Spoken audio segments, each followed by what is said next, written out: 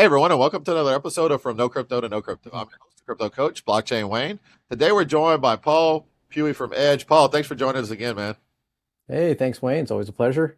Always a pleasure chatting with you, whether in person, virtually, on camera, you name it. It's like great being in your presence. Absolutely, likewise. I think I was trying to think. You've been on here, I think maybe twice already in the last Yeah, 5 or 6 years, right? So a lot's changed since then, right? So we got a lot to talk about. mhm. Uh, so we're gonna talk what's going on with Edge. Want to find that out.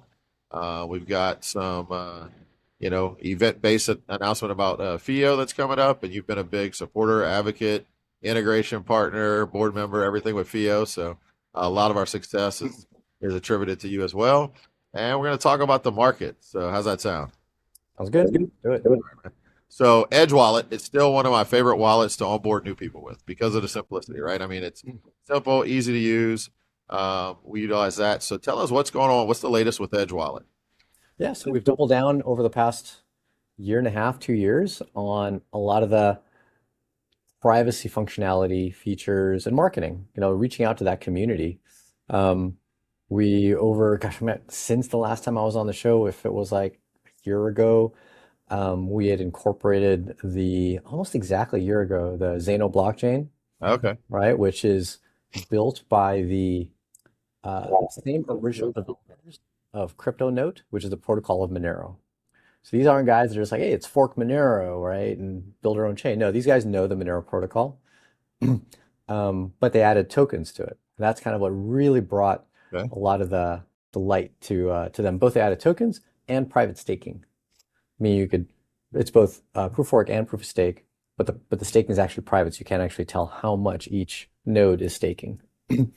So it inherently adds privacy even at that layer.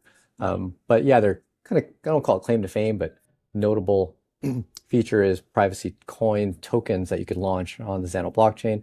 We added Zano, yeah, almost exactly a year ago.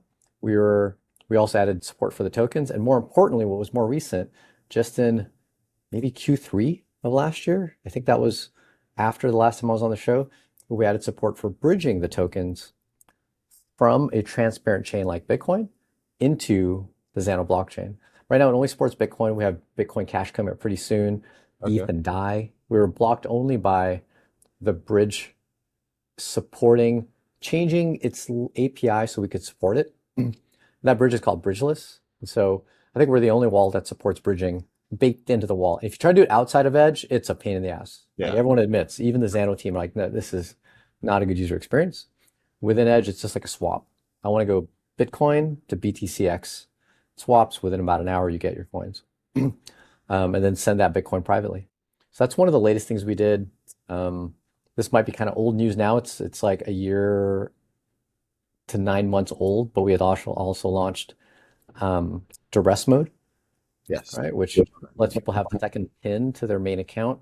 That second pin unlocks a sub account with a subset of wallets that you can expose to someone trying to attack you and force you to unlock your phone.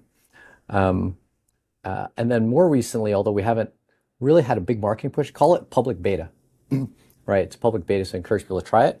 We launched support for NIM, which if people aren't familiar with NIM. NIM is a mixnet that obfuscates your IP address. Think of it as like Tor on steroids. It's incredibly private, above and beyond Tor, but it's also slower, is the only challenge. So we launched it where you could select some chains to send all the traffic over the NIM mixnet. Ethereum, I think EVM chains and Cosmos chains Okay. are currently supported, and we'll add more. But you have to select them manually. It's not auto by default. We want to get to the point where it is, but we're working with the NIM team to speed up the experience. And that as well just feeds into our vision and ethos of delivering privacy, to the layman. If anyone has used Tor, most apps require you to run a second app. Like here's the app you want to run through Tor, then here's the Tor app, and then take some settings and put it from this app into this other app, punch it in, so it goes through the Tor app to go out to the network. That not our thing. We I'm got upset enough that you have to enable it in Edge, MixNet. I want to get it where it's just on, but at yeah. least it's a touch of a button. Yeah. But Yeah. if you run into networking issues, like Monero works with it, you run into issues, you can just turn it off. Yeah. So Yeah. yeah, that's kind of the latest happenings in Edge. And so, I'm gonna have to check out some of those. So I've tried the duress mode, which I like, and you explained it pretty well.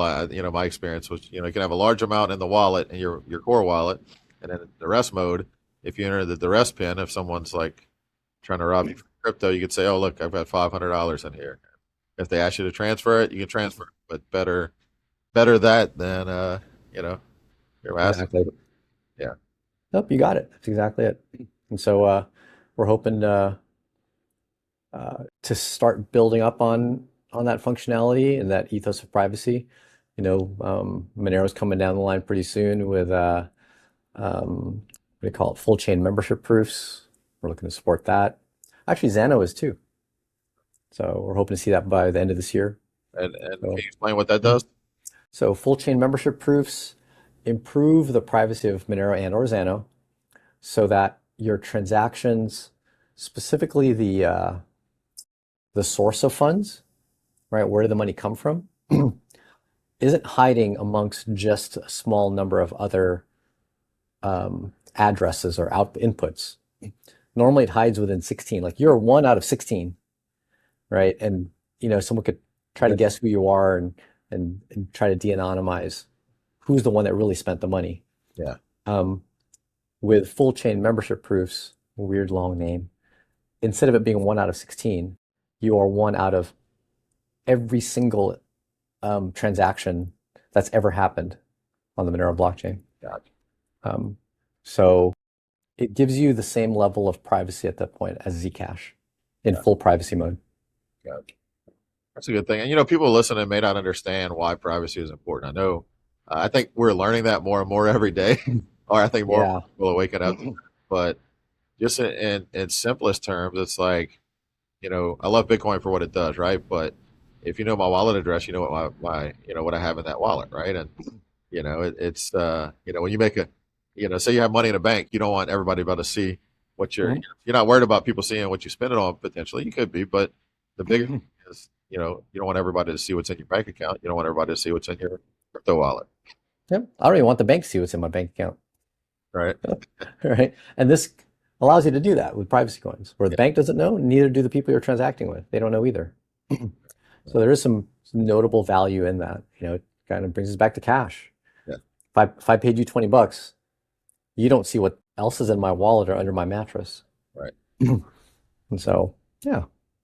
And on that note, so we were just talking about this before we started recording. ETH Denver, one of the largest Ethereum conferences around this year, was a little bit quiet, not as well attended, a lot less sponsors.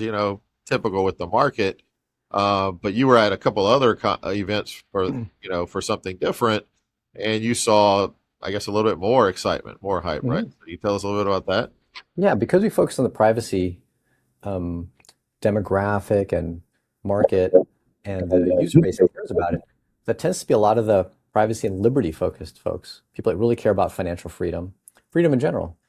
And so we kicked off a little roadshow in Mexico with Monerotopia, very liberty, freedom, very privacy minded attendees there. And yeah, had a nice, like the attendance didn't drop from last year.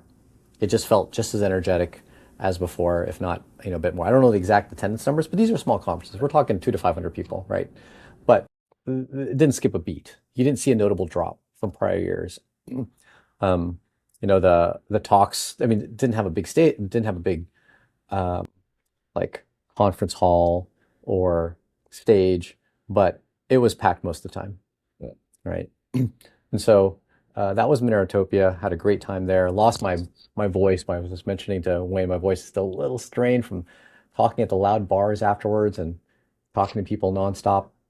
But went from there to Anarchapulco, and that event actually more than doubled from the prior year.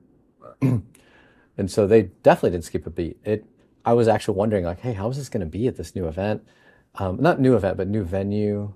Um, Crypto markets are down, whatnot. Awesome.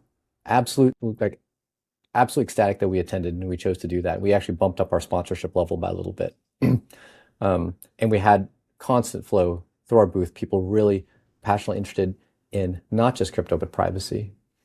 Even the conference organizers were promoting Monero, Xano. Hey, we should be using privacy coins, and these are people that will actually use it. Yeah. They're less the speculators, Yeah. and they're buying it and trading it specifically to use it. And so it's my kind of folks. Yeah. Like Edge is a trading app, so you can easily swap. But I like to say that it's a trading app for the purpose of utility. Like I need to swap my Bitcoin tomorrow because I want to use it privately. I want to, swap it to USDC because maybe there's some random service online that just holds USDC, or I just don't want to deal with the volatility for when I do want to transact Bitcoin. And so I feel so closely aligned, and like I hold that community close to my heart because they're everything that I genuinely want to see crypto become used by. I think that or used for. Yeah. But yeah, great time at those events. Yeah, definitely. I mean, that's really why we're all here, right? We're not here to just speculate forever. Yep. We want to see real utility, real people using it.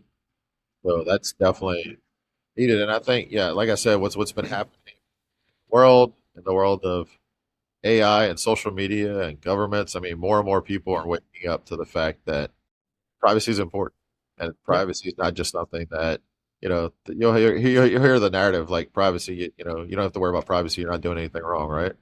And I don't know if you've ever heard the quote. I think it's Edward Snowden that said it, right? Have you ever heard that quote about privacy? I've heard a few of his quotes. I'm not sure which one you're referring to, but generally speaking, when someone says you're not doing anything wrong, hence I've got nothing to hide. Well, I like to say, well, why do you hide anything? Why do you Yeah. lock your doors? What do you Why have? do you close your curtains? Why do you have why do you have curtains? Why do you have a door to your bathroom? I think people don't. I think one of the ways to wake up people to the importance of privacy is to wake them up to the realization that they actually care about it and they don't realize they care about it. Right. Yeah. You know, I think it's just a subconscious that you care, but you don't know that you do. Yeah. But yeah, I'm not sure what that quote is, but that's kind of how I view it. What I was referencing was he said he basically stated, and I'm going to paraphrase it here. I think I'll get it right. Basically, saying you don't care about privacy because you have nothing to hide is the same as saying I don't care about free speech because I have Speech. nothing to say. Right, exactly. And that's to me, that's the mishmash of Edward Snowden and Julian Assange. Yeah. Right? They're both like they're lauded and championed in the privacy and censorship resistant, freedom of speech community. Right. One more specifically championed privacy, which is Snowden, Yeah. and then Assange more so challenged censorship resistance because he was trying to actually share info, get info out publicly, and he was getting censored. Yeah. But they're almost kind of opposites, but the Yeah. community cares about them together because some things should be private, our individual liberties and choices and who we are. But there's times when you need to make things public, like your opinion, what you want to say, Right. and that shouldn't be censored. When you choose to be public, you should be able to be. If you choose to be private, you should be able to be. And when you want to expose corruption and all, because this is where I say Exactly. that the hierarchy has been almost Yeah, very- better word perverted, right? When you think about yeah. it, governments are public entities, and we should be private citizens. But instead, they're keeping all this stuff private and expect us to be public with everything we do and spend money on and anything else, right? Exactly. Totally inverted. Yeah. Exactly. Yeah. Cool. So great things happening with Edge. Yeah. Love seeing that. I have to get some more cards from you just to onboard more people with it. Because That happily send them your way wherever you're headed. Let us know. yeah, next one for me will be CAN and ECC. Oh, got it. Nice. That was, France. I had to cancel the flight to Dubai and hotel, and so I Yeah. had those funds in the CAN because Got it. Got it. that That's in was France, right? yeah, it's Okay. South France. But ECC in general, the last time I went to ECC was in Belgium, but it was very well attended, hundreds of side events. So not as big as Token 2049 would have been, but it's actually close. All right. Yep. Well, So, don't bring any of your hardware wallets over there to France, or don't wear any Bitcoin shirts out in public. oh no, Well, France seems to be the hotbed for abductions and getting fingers cut off, and definitely a good place to enable your duress mode. yeah, definitely. I don't know. I've got my own theory on that because you hear the media like It's really marketing, yeah. It's not marketing, it's media.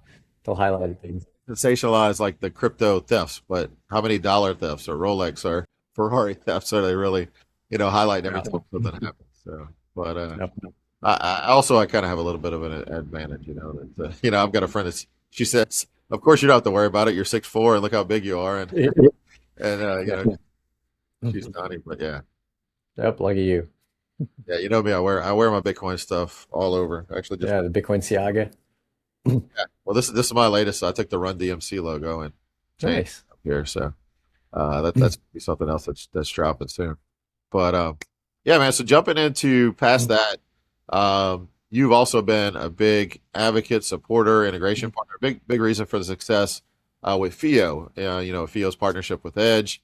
You're also on our board, and so actually, I'm thinking by the time this podcast will publish, which will be in a couple of days, we'll get our 6 year anniversary of mainnet being. Wow. All Cannot right, believe it's been 6 years. I remember being in the trenches in the middle of COVID, right? I think that was when it was all getting built.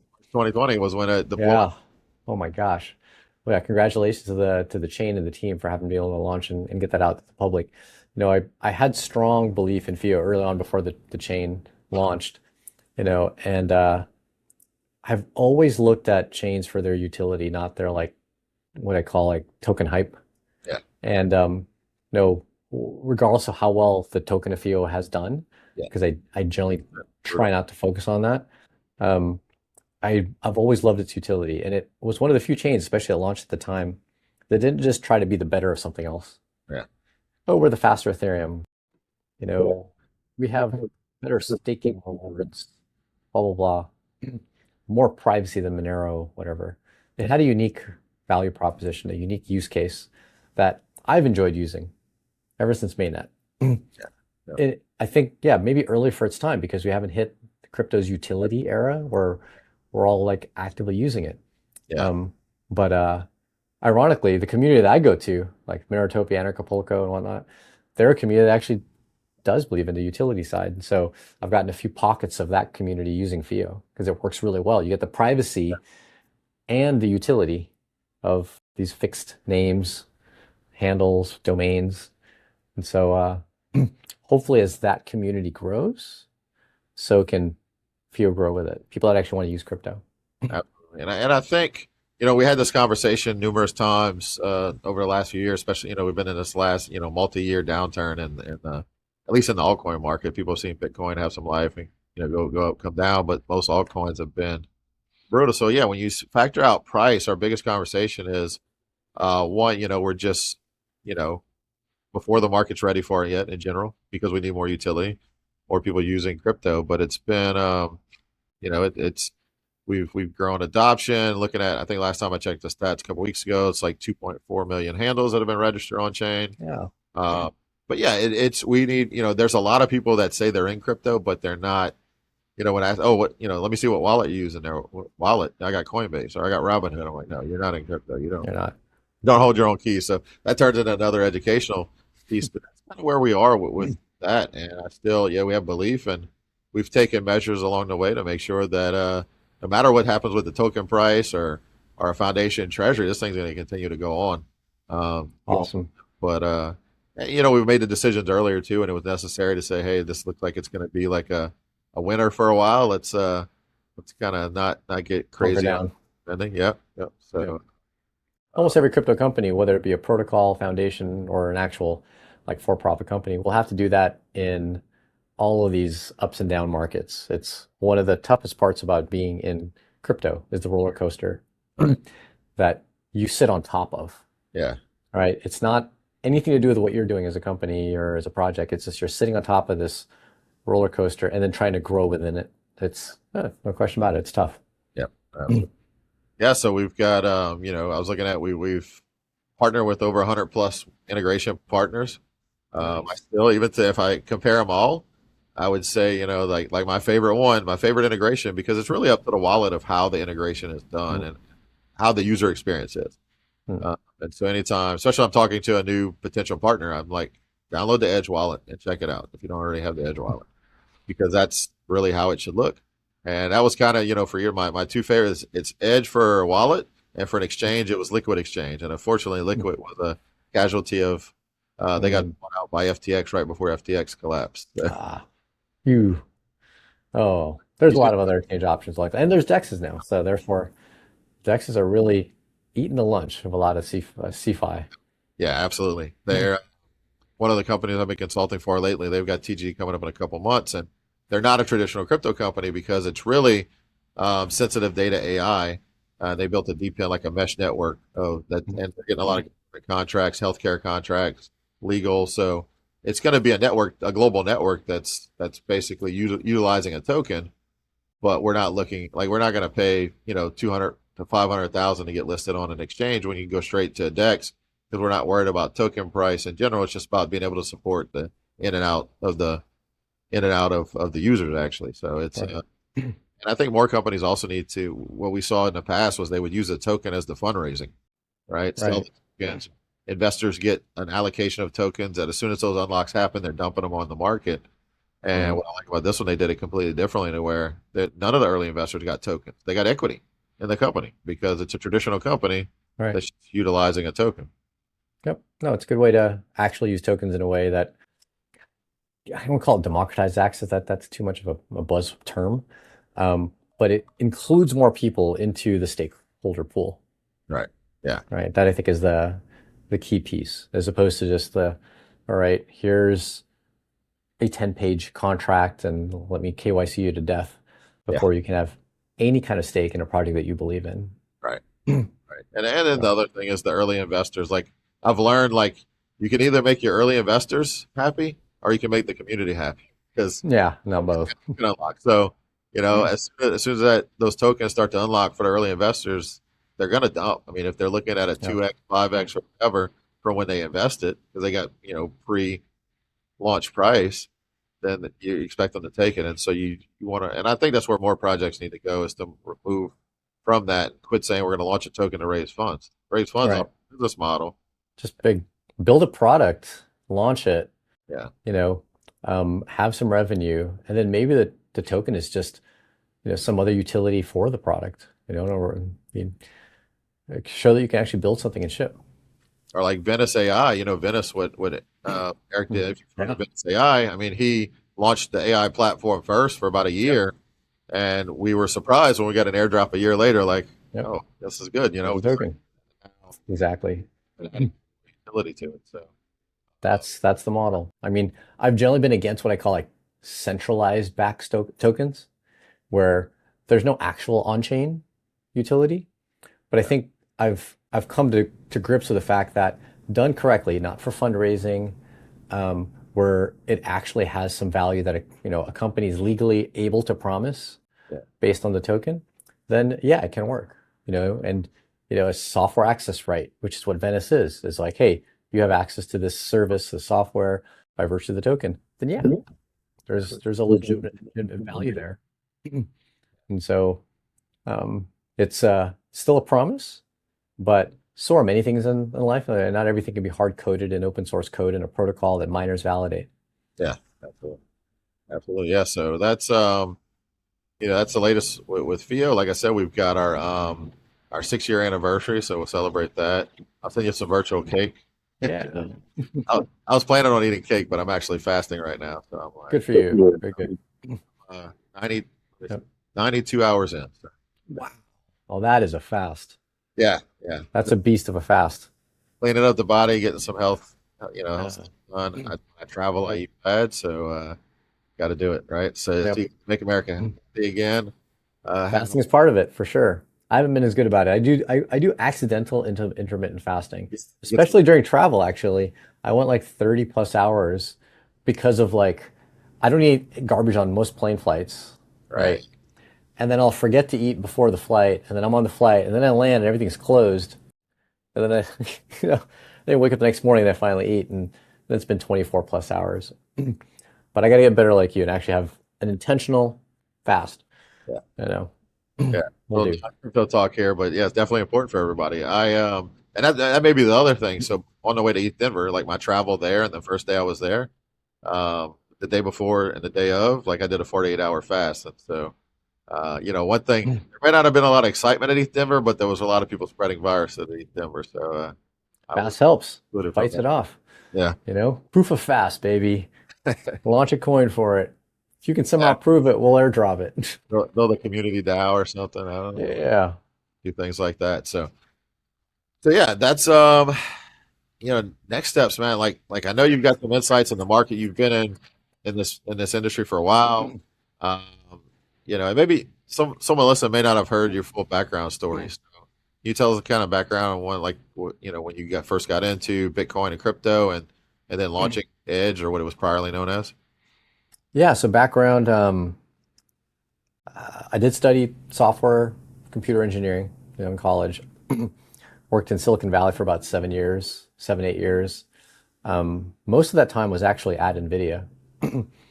Back when I like to say back when they were building stuff that wasn't to end the world. All right. Like I hate to say it, AI is, I use it all the time and I am pushing hard to have our team use it because I think it's going to end half the population. I just don't want to be that half, Right, right? right, yeah, I want to be the half that survives, yeah. but so many people are going to get eaten up by this technology. But yeah, I worked there when it was fun. It was games, it was graphics, it was CAD modeling. It was a blast. Surrounded by some of the sharpest people. It doesn't surprise me they're doing so well now. But I actually left for health reasons, not by choice. Um, and then it went into, everything from like running a restaurant bar to doing outdoor guiding for like kids programs and adults, rock climbing instructor, you name it. And I was like, I'm done with tech. I'll do the spreadsheets, Yeah. in these small businesses, but I'm like, I'm done with tech. Not interesting. Might dabble here and there, help with a website. And then Bitcoin came along in 2013. I'm like, oh, this this is the kind of tech I can align myself with.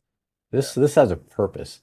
This has a finger to the man that I've always wanted. And with the health issues that I ran into, I found all the corruption within the health and wellness and medical and pharma space. Oh, That's the hat, right? That came before Bitcoin. I like to say that Bitcoin was like, you know, like I already was in that battle, but I had no weapon, yeah. right? I had nothing I could really do in that battle of finger to the man. Um, Bitcoin kind of like was the first way. I'm like, oh, there's a weapon that we can have against the system. And so, ironically, I jumped ship from one industry to another. My health hasn't been as good as working in a gym, doing outdoor guiding. It's hard when your job is like physical. That's like the best way to get in shape. But I definitely feel like I had purpose, and I can move the needle. And so we founded Edge at the time called Airbits in 2014, and I'd say it's probably like the most principled company in crypto. At the time we founded the company, like every wallet was open source. Yeah. There was a foundation called the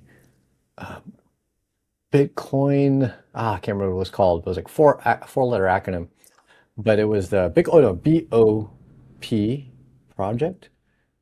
BOPP, the Bitcoin Open Privacy Project, I believe it was called. I might have the acronym switched around. Open Bitcoin, OBPP. There we go. Open Bitcoin Privacy Project, and it would evaluate Bitcoin wallets on their level of privacy. And there were like, by the time OBPP came out, there was probably like a dozen wallets. I think we came in number 2 or 3 on that list. So pretty close to the top. I don't think any of our competitors, almost any, well, maybe a handful, I'll give a credit to a few, but like all of the ones that, if you walk into an East Denver conference, a Bitcoin conference, blah, blah, blah, and you walk up to like 20 people, they're probably using a wallet or a service that would fail the Open Bitcoin Privacy Project, right? Number one, they weren't open source. They're Yeah. almost certainly are not. Right. Number two, no care about privacy at all on many facets. And these were nuanced things that the OBPP would look for. Like, not only do you need to rotate addresses, you have to construct your transaction and its outputs in a way where you can't tell which one is change versus which one is your actual output. Like really nuanced stuff, Yeah. you know. And so, maybe Samurai would do well. Oh well, but yeah. So we're a pretty principled company. I think that's been where we haven't compromised, but what we have compromised is growth.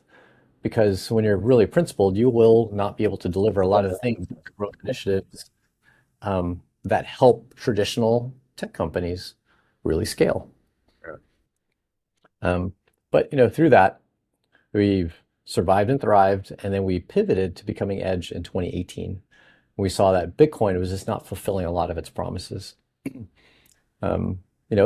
Good store of value, Yeah. but as I'd mentioned, I want to be a person using crypto. Yeah. And then Ethereum came out with all of its programmability, tokens, DeFi, and I'm like super excited about DeFi. Um, One of its first DeFi apps was actually a prediction market. Many people don't know this. Before Uniswap, before even stable coins came out, Ethereum had a prediction market. Didn't work. It was too early for its time. I didn't realize that. Yeah. Yeah, Augur, Yeah. Oh, Jeremy Gardner. yeah. Yeah, Yeah. Augur. It was like the first widely known smart contract on Ethereum. It was so old, it wasn't even written in Solidity. It was written in a language before Solidity. So with that, we're like, okay, we got to support these other chains. And so we rebuilt the app from scratch and out came Edge. That's where we are today. And so still with that core ethos, core principle, but across a bunch of change, which makes the project much more difficult. Yeah. You know, Still open source, right? still open source. And so Yeah. you can build it yourself. And it's also a platform now. Now you can build other apps on top of it. And we have other apps that have been built, i.e. FIO has used it for the dashboard. We have a few different crypto ATM companies. They build their own wallet with their own functionality, like an ATM map built into the app. So they have their own wallet, but they use the Edge SDK. Another app that was a like crypto hedge fund. They've pivoted since then. They do something else now, but they were a crypto hedge fund. You deposit some Bitcoin, it trades it. All self-custody, no KYC. Yeah. All right, trades it for you. And so there's, quite a few things that can be built with that as a platform. This is a platform that has the ethos that was built into our original Airbits, company and team. I think every time I interview you, I ask you, and I'm still a big fan of NFTs, even though they've been down, right? And every time I ask you about it, it's not part of your focus, right? And every time I'd ask you about it on a podcast, you'd be like, well, Edge is open source, build it yourself. And But you actually now with this agentic AI world, shoot, you could probably do that in a weekend, Wayne. right. And so that just popped in my head. I'm like, in the past, I'm like, oh yeah, how am I going to do that? I have no experience. And now it's like, I could probably do this. You probably could do Sounds it. like a weekend project. Whenever I get a weekend open, I'm gonna have to hop onto that. Actually, you just reminded me. That didn't cross my mind in a while, but that's, because there's effort in building it, and but that effort has gone substantially down, over the time. Look into that, especially now when we're starting to see tokenized assets. And I guess that would be a question for you. Have you looked at any, supporting any of those tokenized? Tokenized, but yeah, we support tokenized assets like RWAs. You mean? Yeah. Yeah, like we have all of the X stocks, for example, which are RWAs in a way, right? We've got gold tokens. We've had gold tokens for a while. We haven't had it more. Gold, silver, and so yeah. No, I mean, as long as they're fungible, they're easy for us to support. Right. It's the non-fungibles that are hard because each Right. one is how do you display it? How do you want to view it, or Right. listen to it, or Yeah. use it? If it has those properties, I think tokenized assets will be a little bit, because tokenized assets falls into, the two categories: fungible, non-fungible assets. Fungible would be like if you break, say, an investment property into an equal number of tokens, right? Shares and yeah, Like shares, like digitized shares. Whereas my house, my title to my house is on chain. That would be an NFT. That's unique. yeah, There's one like it, right? So yeah. But I think it's moderately feasible with proper UX design discussion on how to get that into Edge at this point. yeah, And so it's just the Edge does a lot. It's a pretty full app. It's yeah, got a lot going on. I don't immediately think to myself like, where would I put the NFTs? I'm not entirely sure, but I'm sure some good thought from the community with our designer can figure out a good, elegant place to put it where it doesn't feel like, oh shit, here goes even more stuff going on. yeah. I Yeah. almost and I've also been a big advocate of we gotta kind of like, to the public, we've got to stop saying NFTs in general, because it's a technology. It's like, does anybody Feature. still say they're downloading an MP3 when they're downloading a song? No, No, it's no, digital. We're downloading a song. So we don't call it by the technology anymore. When it's early, you do, like NFT. exactly. Because you talk to somebody, if they haven't heard of it, they're like, what's an NFT? Oh, it's a non-fungible token. And then you really lost them, right? They went Yep. confused to very confused. So yeah, we've got to stop calling them, the Yep. technology and just Tokenized asset. Or tokenized asset, whatever. membership tokens, Yep. whatever it's purposes, tickets, right? Digital, Mhm. I've always said it's the great use case for NFTs is replacing Ticketmaster and all their outrageous fees. Bought a ticket not too long ago, man. The fees were more than the actual ticket. Like the ticket was one price, and more than double when they added all their fees. God. Same thing for plane tickets, man. I bought in fact, my ticket to ECC to Cannes was the ticket was $1,200, and the and I used Priceline for it. I think it was Priceline, and it showed the breakdown of the fees. The actual ticket price was $416. Everything else was fees and surcharges and gas surcharges and all this other stuff. A lot of that's government bullshit too. Right, exactly. So from 400 to 1,200, it's twice the. No. But those are things that I think could be still need to be solved. But when early on we're talking about those things, it's way too early, like a lot of things. So the biggest thing is being able to stick with the idea, like stick with what we're doing, and eventually catch on at Edge. You're right. You could have compromised on some things and probably got a lot more growth, but you stuck to the ethos of Edge, and it's going to pay off in the long run because it's like I said, it's the most user friendly wallet. I get somebody set up a MetaMask.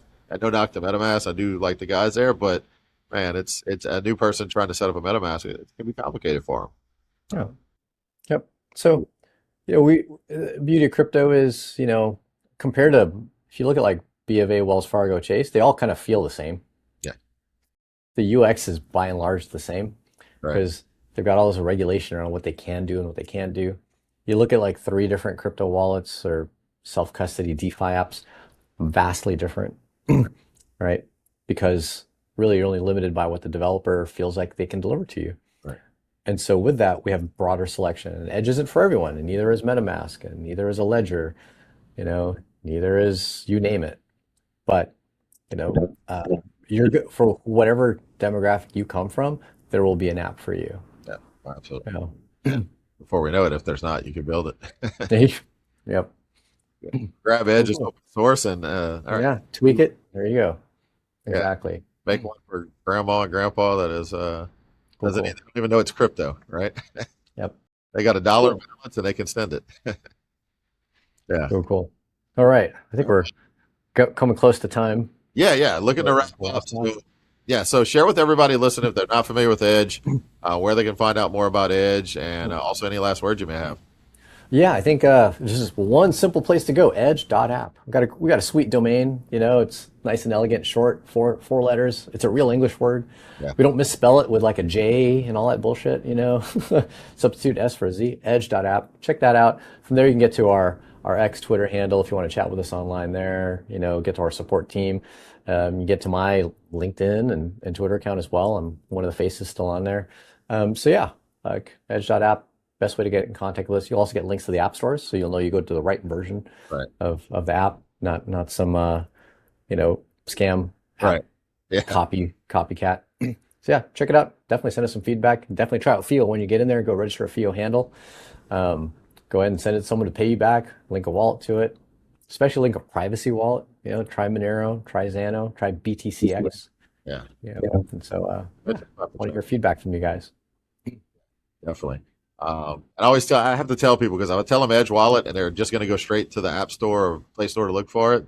Type in Edge Wallet because if you type in Edge, there's a lot of other apps non-wallet. Even then, that's why I tell you just go to the domain edge.app, right. And there'll be links to the app stores. And also for those of you that have de-Googled phones, which thumbs up if you do, there's a link to download direct APK on your phone. Right. And so that's easily the one place that people edge.app. All right, Paul. Thanks again for joining us today, Paul. Thanks everyone for listening. Make sure to check out Edge. Yeah, absolutely. And we'll catch you on the next episode. Take care, everyone.